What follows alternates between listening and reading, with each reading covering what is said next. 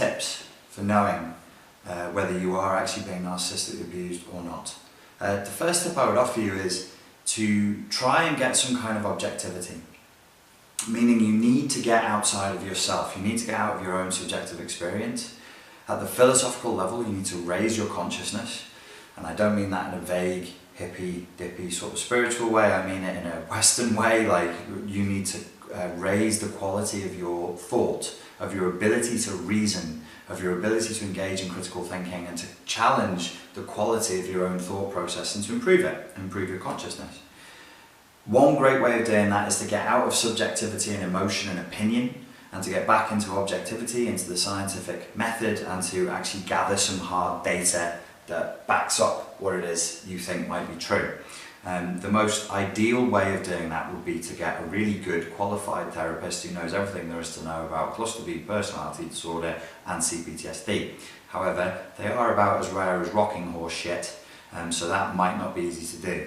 One thing you could supplant that with would be another person, a friend or somebody you know who has a good working grasp of the subject, and trying to work through the interactions on a case-by-case basis that you think might represent narcissistic abuse, and do this in a very specific and systematic and objective way, just to try and bring some kind of reality back to the emotional chaotic mess that these kinds of situations can create.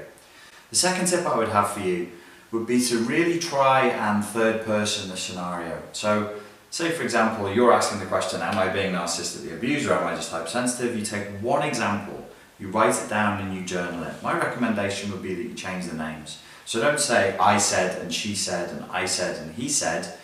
Write it as though you're another person. So this is called third personing. So you've got objectivity and now you've got third personing. So you look at it as though you're the third person. So you write about Bob and Sally, or Tiago and Khaleesi, or whatever names you want. The sillier the better, the more bizarre and unlikely the names, the better it's going to be for you in this process, because you really need to get outside of this scenario and start thinking about it from a fresh perspective. Another way to do third personing might be to actually engage an imaginary third person. For example, having watched a ton of my videos, and maybe you've done a course or two of mine, you might now have quite a strong virtual reality avatar built up in your head for me. So you might write down a scenario, write it in the third person, Bob and Sally did this, and Bob said this, and Sally reacted this way, and da-da-da. And then imagine that me, the virtual reality Richie in your head, you show it to him, and what does he say? And if he goes, that's a load of shit, that clearly is a case of narcissistic abuse, and you should run away, then that's your unconscious saying to you, at the intuitive level, something is really wrong here. Or Sam Vaknin, or whoever you like, just imagine a third person, engage the right brain, engage the imagination, coming in and looking at this scenario and think, well, what would they say really? Free of my paradigms, free of my objectives, free of my issues, what would an outsider who understood the subject really say about this?